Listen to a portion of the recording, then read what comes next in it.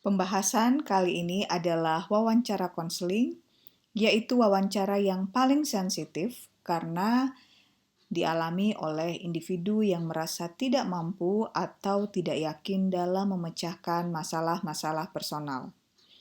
Permasalahan-permasalahan yang sering dijumpai dalam kehidupan sehari-hari, baik yang menyangkut kinerja kerja, sekolah, keuangan, suatu hubungan, masalah kesehatan, maupun situasi lainnya yang menyebabkan ketegangan.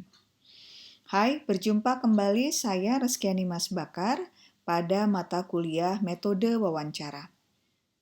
Pembahasan ini akan mengacu pada buku karangan Stewart and Cass yang berjudul Interviewing Principles and Practice, 14th edition. Tujuan dari wawancara konseling adalah untuk membantu individu dalam mendapatkan insight dan strategi coping yang tepat terhadap permasalahan yang dialami, bukan untuk mencari jalan keluar atau resolve the problem, melainkan individu sendiri yang hendaknya menyelesaikan hal tersebut. Itulah mengapa wawancara konseling juga disebut dengan helping interview.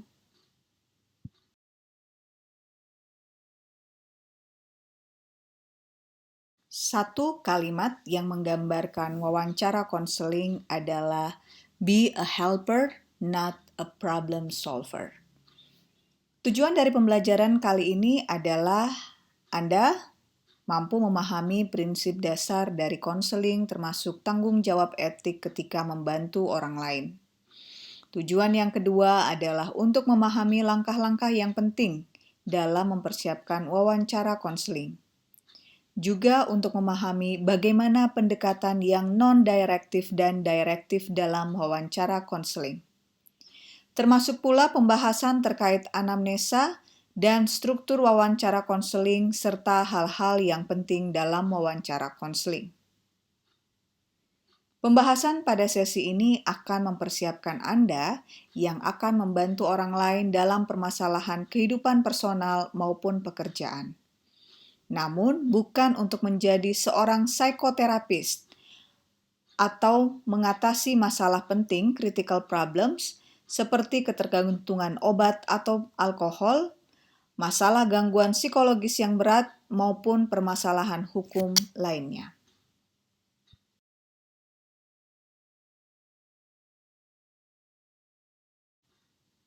Etika merupakan jantung dari setiap proses wawancara konseling. Pada praktiknya seringkali konselor menghadapi dilema seperti menjaga batasan yang tepat dengan bawahan dan paham kapan bisa bersikap jujur maupun tegas untuk mengatakan tidak ketika dimintai bantuan. Maksudnya di sini adalah seorang konselor harus merasakan good feeling terlebih dahulu sebelum melakukan wawancara konseling. Bila konselor atau interviewer dalam kondisi yang kurang menyenangkan atau mungkin kurang memungkinkan untuk melaksanakan wawancara konseling, maka berkata jujurlah untuk mengatakan tidak. Berdasarkan kode etik American Counseling Association, kita fokus pada 7 poin penting dalam konseling interview, yaitu 1. Membangun dan menjaga kepercayaan. Bahwa kunci dalam wawancara konseling adalah kepercayaan. Tanpa kepercayaan, tidak ada wawancara yang terlaksana. Dan seperti yang telah saya kemukakan di awal tadi, bahwa tujuan dari wawancara konseling adalah membantu orang lain memperoleh kesadaran atau insight untuk menghadapi atau mengatasi masalahnya, bukan menyelesaikan masalah orang tersebut. Nah, agar timbul kepercayaan, maka Anda sebagai interviewer hendaknya menunjukkan sikap dapat dipercaya, bersikap jujur untuk tertarik membantu interviewee, dan membuktikan bahwa Anda menghargai privasi orang lain, menjaga interaksi secara konfidensial. Yang kedua, bahwa segala usaha yang interviewer lakukan hendaknya mengandung asumsi interviewee mampu melakukan pilihan dan membuat keputusan. Di sini dimaksud adalah mendorong interviewee untuk membuat keputusan pada kepercayaan, sikap, dan nilai yang ia miliki. Termasuk di dalamnya adalah respect terhadap harga diri interviewee.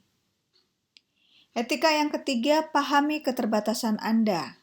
Yang dimaksud di sini adalah realistislah dengan kemampuan dan keterbatasan Anda untuk tidak mencoba-coba membantu individu mengatasi masalah jikalau interviewer atau Anda belum pernah mendapatkan pelatihan atau pengalaman yang relevan. Kesadaran diri menjadi penting bagi interviewer karena mampu menyadari kekuatan dan keterbatasan yang dimiliki. Sebagai gambaran bahwa keterampilan yang dibutuhkan bagi seorang konselor adalah pikiran terbuka, optimis, fleksibel, dan tentunya adalah sikap sabar. Ia pun harus memiliki sensitivitas terhadap kebutuhan orang lain dan mampu mengkomunikasikan dengan hangat dan nyaman kepada interviewee. Termasuk di dalamnya adalah kemampuan mendengarkan yang baik.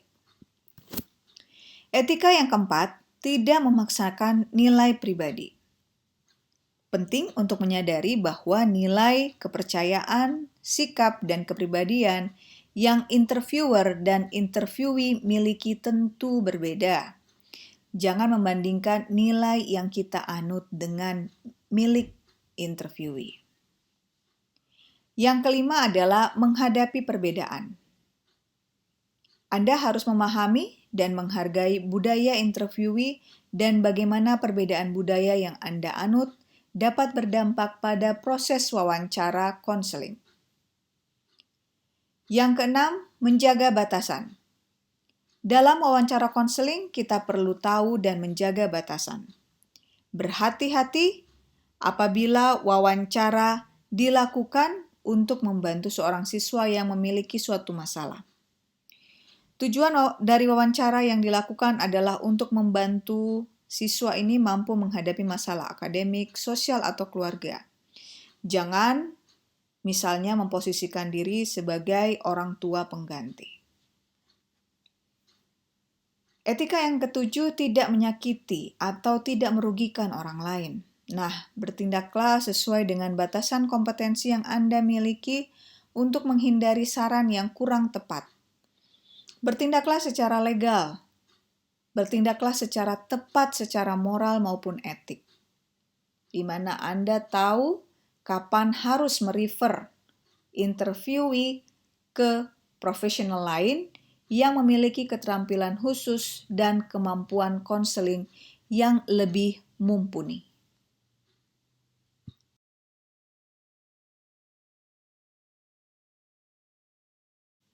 Pendekatan dalam wawancara konseling ada 3, yakni directive approach, non-directive approach, and mixed approach, atau kombinasi antara directive dan non-directive. Kita mulai dengan pendekatan directive.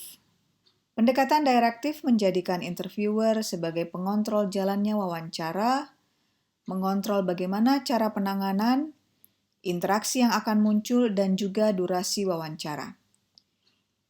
Interviewee bertindak sebagai penerima atau hanya memberi respon dan tidak memiliki posisi yang setara dalam wawancara.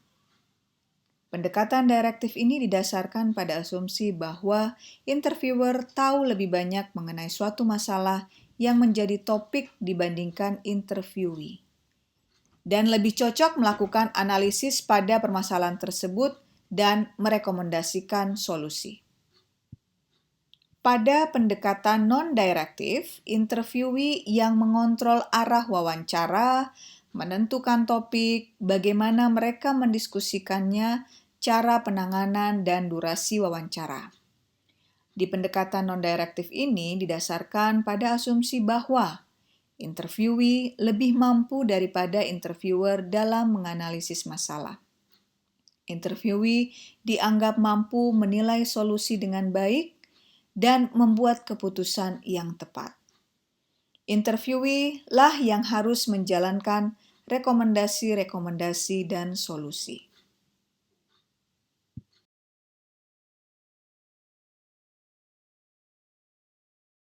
Mixed approach merupakan gabungan antara directive dan non-directive, yakni memulai pembicaraan dengan non-directive approach untuk mendorong interviewee berbicara dan mengungkapkan masalah serta sebabnya. Kemudian menggunakan directive approach saat mendiskusikan berbagai solusi dari masalah. Pendekatan direktif cocok untuk memberikan fakta, informasi, dan membuat diagnosis. Sedangkan non-direktif cenderung pada lingkup yang lebih luas yang sifatnya lebih mengarah pada informasi yang spontan.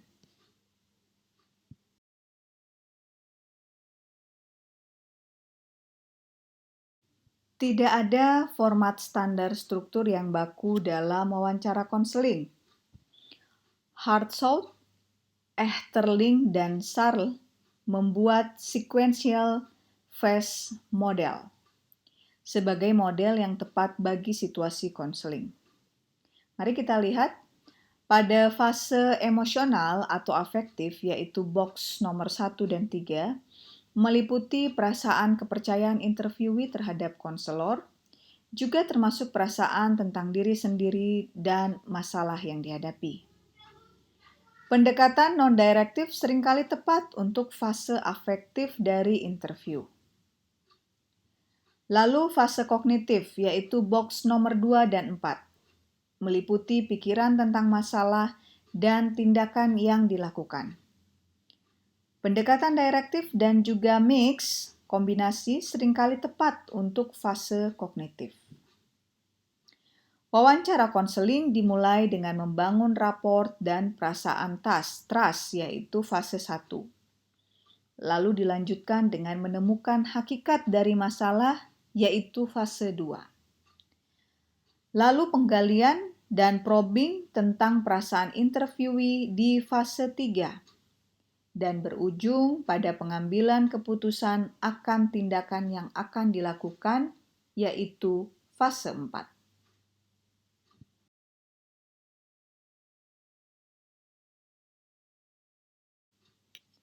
Sediakan iklim atau suasana kondusif untuk menciptakan konseling yang baik, seperti menyediakan tempat yang tenang, nyaman, lokasi tersendiri atau private, dan bebas dari gangguan.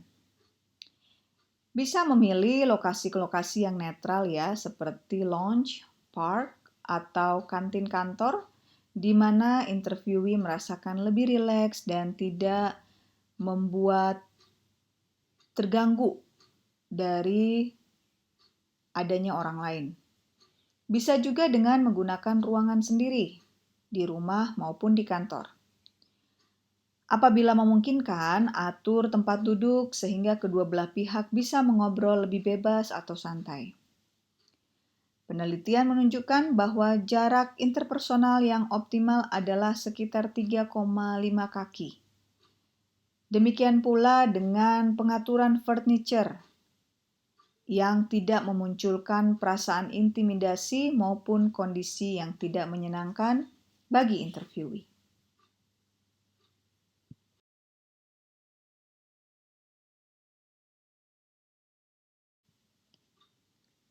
Dalam proses wawancara konseling, beberapa tahap yang umum dilakukan yaitu mempersiapkan wawancara, menyusun struktur wawancara, menciptakan suasana yang tepat, melaksanakan wawancara, dan pada akhirnya menutup wawancara.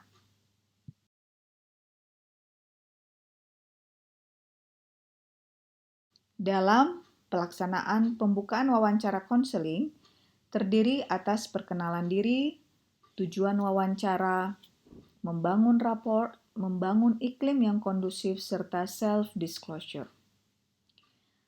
Sapalah interviewee dengan menyebutkan namanya dengan perasaan hangat, tulus, dan se-natural mungkin. Tunjukkan bahwa Anda ingin terlibat dan membantu. Jangan merendahkan. Dan juga jangan menebak-nebak alasan interviewee datang atau membuat janji konseling. Bangun raport. Tahap ini adalah kesempatan interviewer membangun perasaan yang baik terhadap interviewee. Berikan kesempatan untuk menunjukkan perhatian, minat, keterbukaan, maupun mendengarkan dan membangun kepercayaan diri. Pada tahap ini juga mendorong keterbukaan diri, namun jangan terburu-buru. Terbukalah terhadap segala informasi, keyakinan, sikap, perhatian, dan perasaan biasanya akan menentukan keberhasilan dari wawancara konseling. Dan ini adalah faktor utama dalam keputusan interviewee, apakah akan mencari bantuan atau tidak.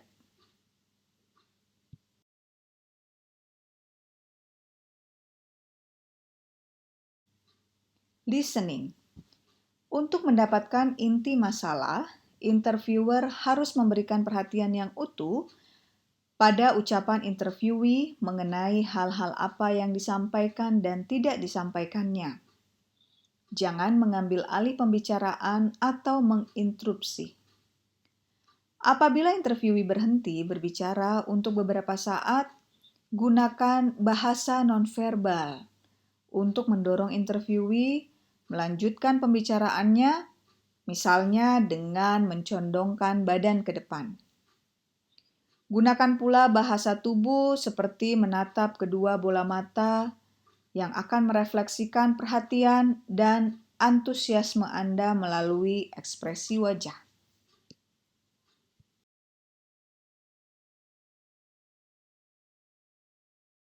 Mengobservasi. Amati bagaimana cara duduk klien atau interviewee, bagaimana sikap gerak tubuhnya, kegelisahannya, maupun juga kontak matanya. Perhatikan pula intonasi suara, ketakutan, dan pengalihannya.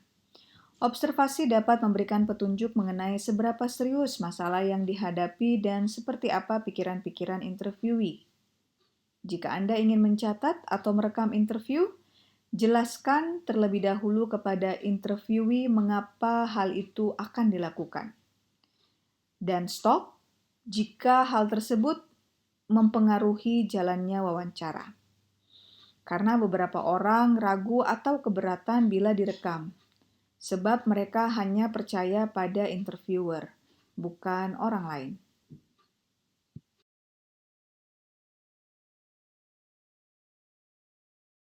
Bertanya merupakan hal yang penting, tapi bila terlalu bertanya bisa menjadi suatu kesalahan.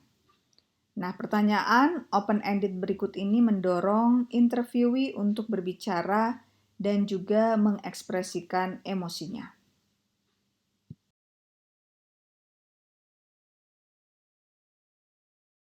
Gunakan probing untuk bertanya lebih lanjut. Interviewer dapat menggunakan misalnya informational probes, yaitu klarifikasi, penjelasan, dan informasi yang mendalam. Misalnya, kenapa hal tersebut bisa terjadi? Bertindak berlebihan, seperti apa yang Anda maksud? Ada pula yang disebut dengan clearinghouse probes, memastikan Anda memperoleh informasi yang diperlukan tentang kejadian atau masalah. Contohnya, apa yang terjadi setelah itu? Masih adakah yang ingin Anda sampaikan?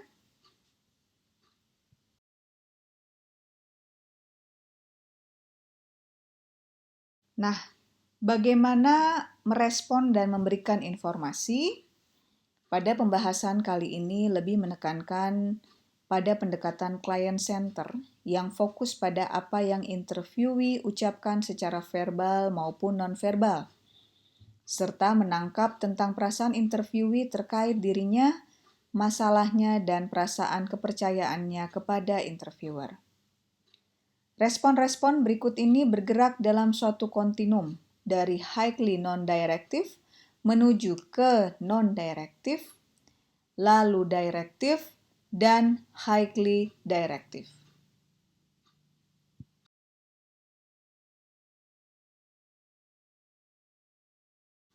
Highly non-directive reaction and response merupakan bentuk respon di mana interviewer mendorong interviewee untuk melanjutkan berkomentar, menganalisa ide-ide dan solusi, serta menjadi mandiri. Contoh pertama, interviewee berkata, "Saya berpikir untuk keluar dari tim." Lalu interviewer hanya diam, membiarkan interviewee untuk melanjutkan pembicaraan. Saya jadi tidak memiliki waktu untuk beristirahat dan durasi latihan yang lama membuat saya sulit belajar di malam hari. Contoh ini menunjukkan interviewer berdiam diri, di mana mendorong interviewee untuk lanjut bercerita, dan makna diam juga dapat dilakukan untuk memberi waktu interviewee merespon pertanyaan. Contoh lain, interviewee berkata, "Haruskah saya mengajukan diri sebagai ketua tim?"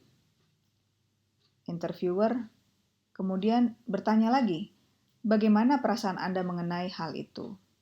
Nah, contoh ini merupakan bertanya kembali lebih baik dilakukan daripada menjawab secara langsung pertanyaan interviewee. Hal ini dilakukan agar interviewee bisa menganalisis masalah-masalah dan memilih solusi yang memungkinkan di antara sekian banyak alternatif.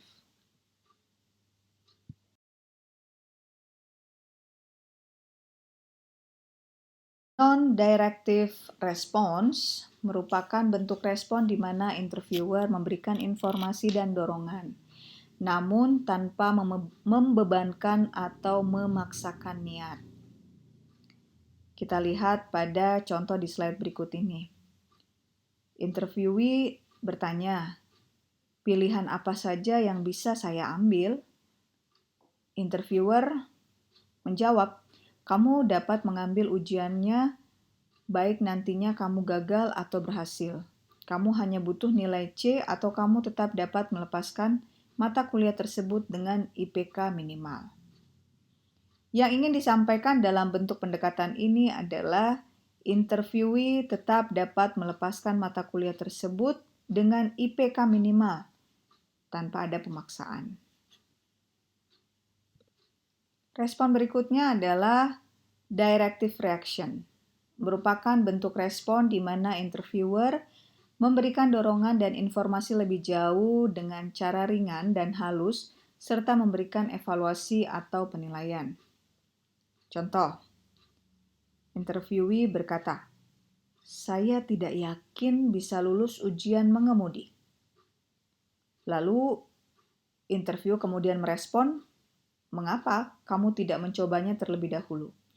Nah, respon interviewer ini menunjukkan dorongan untuk interviewee agar mencoba terlebih dahulu.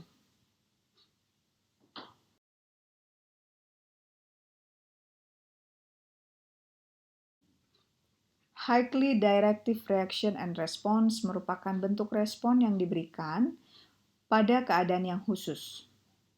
Saran dan arahan ringan diganti dengan ultimatum dan nasihat yang kuat. Contohnya, interviewee berkata, "Saya bisa menyelesaikan semester ini tanpa perlu mengikuti kelas Prof. Hari. Saya pikir dia tidak memperhatikan kehadiran." Lalu interviewer merespon, "Lalu bagaimana kamu bisa menjelaskan tentang kegagalan ujian tengah semestermu di semester sebelumnya?" Nah, contoh ini mengandung nasihat yang kuat bagi interviewee untuk mempertimbangkan dampak dari sebuah tindakan.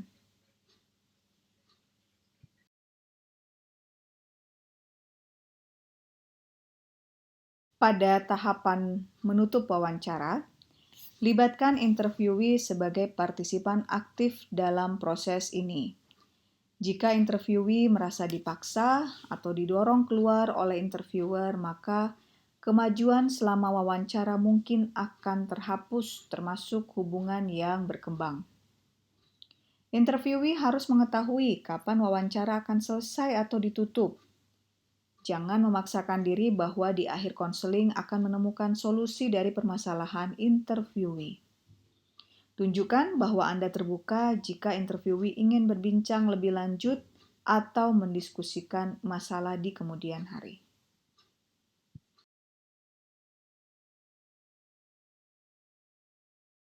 Dalam mengevaluasi wawancara konseling, Evaluasi semua yang Anda lakukan dan tidak Anda lakukan selama wawancara, dan lakukan perbaikan terkait hal tersebut.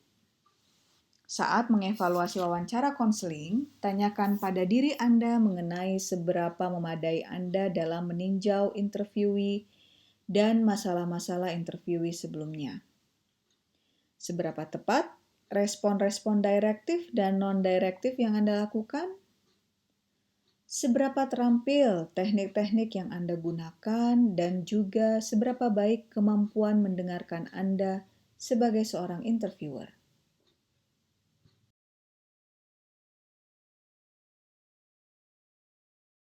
Pada pembahasan sebelumnya telah kita diskusikan aplikasi wawancara dalam berbagai bidang, mulai penerapannya dalam bidang psikologi sosial, psikologi umum, psikologi industri dan organisasi, dan juga psikologi klinis. Nah, pada pembahasan kali ini juga akan dibahas tentang anamnesa. Anamnesa adalah teknik pemeriksaan yang biasa dilakukan pada wawancara dalam setting klinis maupun kesehatan. Ini merupakan teknik yang dilakukan pada pasien atau klien secara langsung, yang juga biasa disebut dengan auto-anamnesa, atau pada orang lain yang berkaitan dengan klien, yang disebut dengan allo-anamnesa. Anamnesa diperlukan untuk memperkuat diagnosa terhadap individu. Di dalam anamnesa terdiri atas sekumpulan data dan informasi tentang identitas diri, permasalahan yang dihadapi, riwayat perkembangan, serta gambaran diri individu.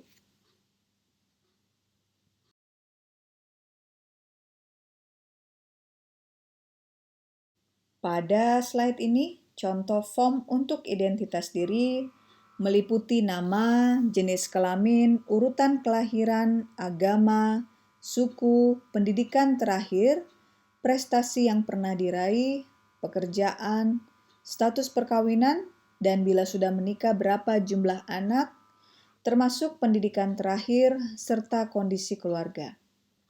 Ini merupakan gambaran tentang kemampuan intelektual, motivasi, dan penyelesaian tugas perkembangan, dan juga kondisi keluarga, serta bagaimana pengasuhannya. Yang tampil dalam slide ini hanya contohnya dan form lengkap dapat dilihat pada petunjuk praktikum.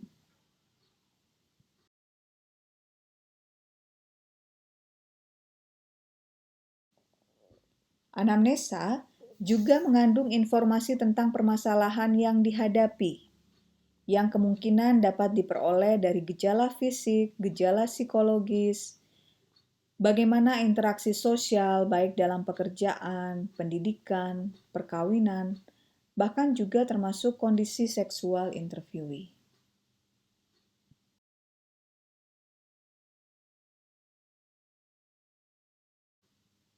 Juga termasuk di dalamnya adalah informasi tentang riwayat perkembangan interviewee, mulai proses dalam kandungan, kelahiran, hingga tugas perkembangan yang telah dijalani.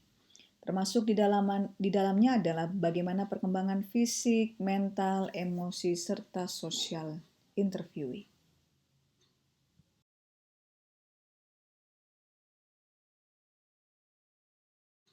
Informasi tentang gambaran diri juga penting untuk mengetahui bagaimana persepsi interviewee tentang dirinya, apa harapannya, apa keinginannya, apa yang disukai, dan apa yang ditakutkan dalam kehidupan ini. Informasi ini tentu dapat memberikan gambaran tentang real self maupun ideal self dari interviewee, sehingga dapat diketahui masalah personal yang dihadapi.